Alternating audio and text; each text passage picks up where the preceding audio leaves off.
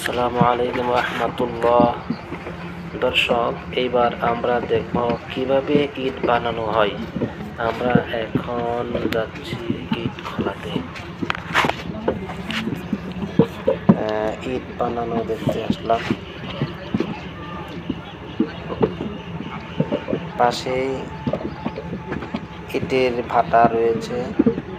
এখানে প্রচুর পরিমাণে নতুন ইট বানানো হচ্ছে।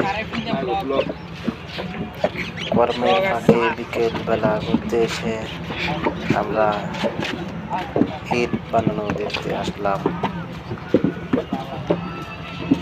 পিছনে এবং পাশে মাদ্রাসার আসছে ইট বানানো দেখতে।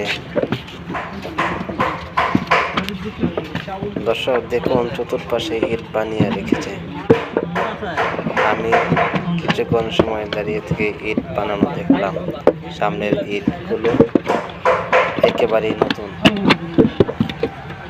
অনেক পরিশ্রমের কাজ ইট বানানো। আর সামনে যে সাদা ইটগুলো দেখতে পাচ্ছেন, সেগুলো গতকাল বানাচ্ছে, এর আগে বানিয়েছে, আজকেও ইট বানাচ্ছে। ইট বানিয়ে এভাবে সাজিয়ে রাখে। এই ইটের ভাটায় ইট পরে এরপর পুরানো ইট সেই বাজারজাত করা হয়। অনেক কষ্ট করে মাটি দিয়ে এভাবে কাঠের বক্সে করে ইট বানানো হয়।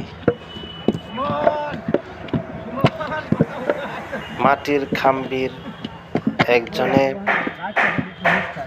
হাতে প্রস্তুত করে দিচ্ছে, অপরজনে বক্সে ভরে ইট বানাচ্ছে। পরীক্ষার্থী বানানো বলেছে। কত সুন্দর ইট! এসএসসি পরীক্ষার্থী কি লিখছে, সেজন্য চাঁদপুর ডিগ্রি কলেজ।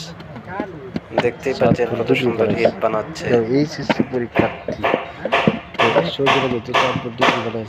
এই ভাইয়ের পিছনে কি লেখা আছে দেখেছেন? পরীক্ষার্থী বানানোটা সম্ভবত ভুল করেছে। লেখাটা যাই হোক, ভুল তারা তো আর পড়াশোনা জানে না।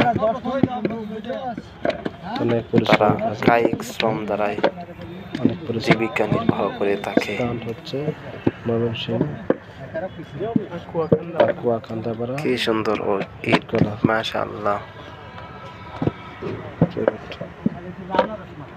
ওই পারে আরো আছে প্রচুর ইট।